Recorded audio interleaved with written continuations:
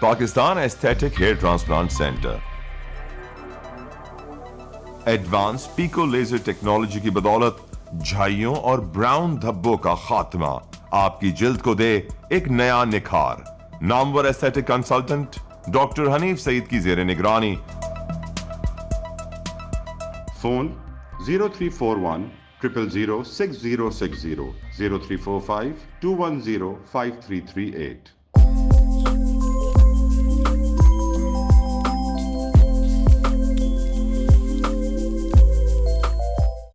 السلام علیکم. Live digital news میں خوش آمدید. آپ نے اب تک ہمارے چینل کو سبسکرائب نہیں کیا ہے تو صحت کی خبروں سے باخبر رہنے کے لیے سبسکرائب اور بیل آئیکن کو پریس کر کے لائک بھی ضرور کر دیں.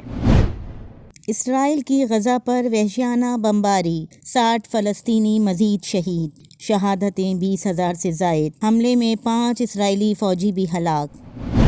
لاجسٹک کی وجہ سے انتخابات کچھ دن آگے پیچھے ہو سکتے ہیں مگر رکیں گے نہیں، ہر صورت مارچ سے پہلے ہوں گے. Army chief general Syed Asim Munir کی امریکہ میں پاکستانی نژاد امریکیوں سے ملاقات.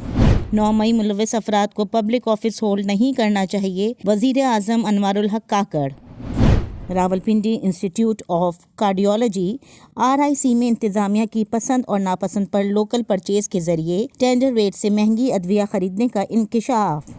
پاکستان میڈیکل ایسوسی ایشن کراچی کے سالانہ انتخاب برائے 2024-25 کے لیے صدر ڈاکٹر شعیب شعبانی، نائب صدور doctor Muhammad Ismail Memon, doctor Arifa Kausar Bhutto, general secretary doctor Aftab Ahmed, joint secretary doctor Altaf Hussain Khatri, finance secretary doctor Sana Yasir, editor English doctor Shahid Ibrahim, Urdu doctor Rashid Ahmed Lakhiyar اور ساون کمار لائبریرین منتخب ہو گئے. اب سراج الدین امجدی کی خصوصی رپورٹ ملاحظہ فرمائیں.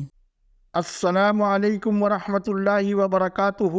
میں ہوں سراج الدین امجدی. ناظرین کرام، نگراں وفاقی حکومت کی جانب سے ادویہ کے سرکاری نرخ طے نہ ہونے سے مریض پریشان، جعلی اسمگلنگ اور غیر رجسٹرڈ ادویہ کے غیر قانونی کاروبار کرنے والے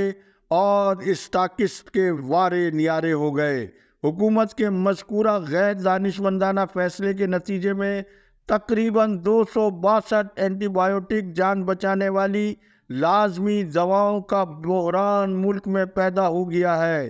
صحت مافیا کو کروڑوں روپے کا فائدہ، صحت کا نظام متاثر. مریضوں اور عوام کے مطابق جب بجلی، گیس، تیل کے نرخ میں حکومت استحکام نہیں رکھ پاتی ہے، جس کے نتیجے میں اشیاء سد سمیت مجموعی طور پر قیمتوں کے معاملے میں طوفان برپا ہو جاتا ہے، جبکہ ادویہ سازی کے خام مال سمیت پیکنگ مٹیریل تک امپورٹ ہونے کے علاوہ متعلقہ سرکاری ادارے تک فارما انڈسٹری سے بے تحاشا رشوت اور نذرانے وصول کرتے ہوں تو ادویہ کی قیمتوں کو مذکورہ پس منظر میں جبکہ ڈالر بھی بے قابو ہو کیسے مستحکم اور متوازن رکھا جا سکتا ہے؟ پھر اس پر سرہ یہ کہ ادویہ کی نایابی کی خبروں پر حکومت وفاقی اور صوبائی ڈرگ ایڈمنسٹریشن کو اپنے غلط فیصلوں کی پردہ پوشی کے لیے کریک ڈاؤن اور چھاپوں کا فرمان امروز جاری کر کے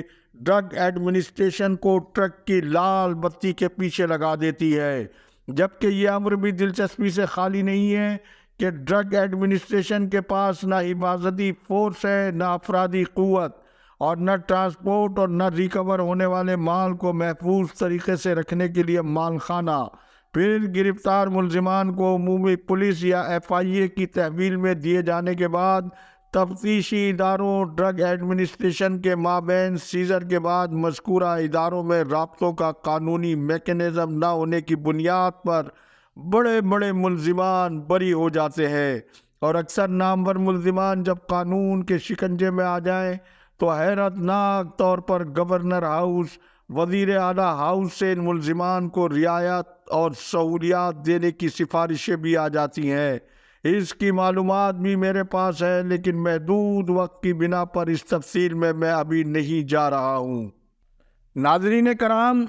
جعلی نگراں وزیر اعلیٰ سندھ جو ریٹائرڈ جسٹس بھی ہیں، لیکن ان کی عاجزی غیر جانبدارانہ وزارت اعلیٰ میں اعلیٰ عدلیہ کے احکامات اور فیصلوں کی تضییق اور توہین عدالت کے ارتکاب کا لامتناہی سلسلہ اسی طرح سے جاری ہے جیسا کہ سائیں سرکار کے عہد میں آئین اور قانون کی پاسداری کا حلف اٹھا کر اس کے پرخچے جس طرح سے اڑائے گئے ہیں اس کی کوئی نظیر نہیں ملتی۔ لیکن ایک سابق جسٹس کی جانب سے روبوٹک سرجری سسٹم کی خریداری کے لیے تو مقبول باقر کو سپریم کورٹ کا حکم یاد ہو، لیکن اس کے برعکس اپنے مفادات من پسند لوگوں کو نوازنے کے لیے جسٹس کے ہاتھوں قانون شکنی عوام سے ہضم نہیں ہو پا رہی ہے، جس کی ایک تازہ ترین مثال حکومت سندھ کا یہ حکم نامہ اسکرین پر موجود ہے، جس میں ڈاکٹر رد کے امفاؤ سول اسپتال کراچی کی خلاف قانون پرنسپل خیر النساء کو ڈائریکٹر نرسنگ سندھ گریڈ 20 کی اسامی پر تعینات کرتے ہوئے انہیں لک آفٹر کا اضافی چارج دیا گیا ہے۔ یہ حکم سریعاً سپریم کورٹ آف پاکستان کی کھلی توہین ہے، لیکن ہماری معلومات کے مطابق یہ فیصلہ جیال نگراں وزیر اعلیٰ نے قانون کے بجائے اقربا پروری کے تناظر میں کیا ہے، کیونکہ خیر النساء کی summary chief secretary Sindh doctor Muhammad Fakhar Alam قانون کے مطابق مسترد کر چکے تھے، لیکن خلاف قانون دھوکے سے گریڈ 17 میں نرسنگ کالج جام شوروں میں کلینیکل نرسنگ انسٹرکٹر کی بھرتی سے لے کر پرنسپل شپ اور موجودہ اضافی چارج اور اس سے پہلے بیک وقت 5 چارج، یہ سب وہ قانون کا کھلواڑ ہے کہ باب الاسلام سندھ میں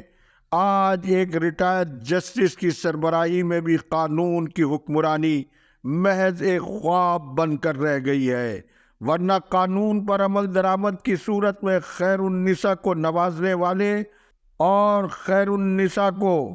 لک آفٹر کا چارج دینے والے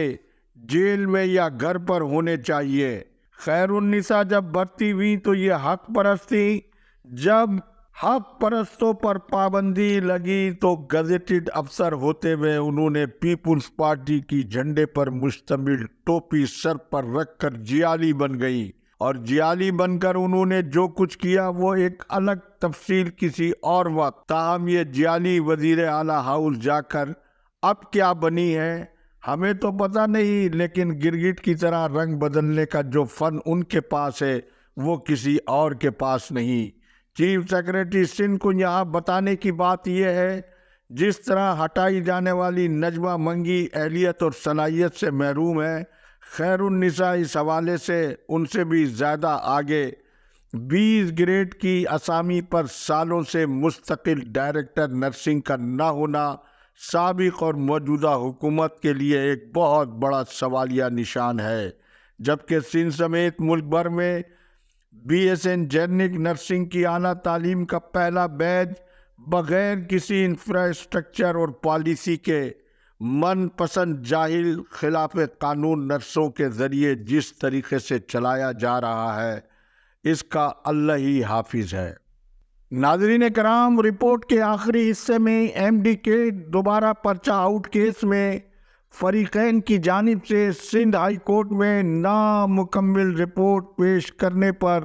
فاضل عدالت نے 26 دسمبر تک کی مزید آخری مہلت دے دی، جو کہ سندھ کے 41,000 متاثرہ امیدواروں کے صبر کے ساتھ ایک مزید کھلا سنگین مذاق ہے۔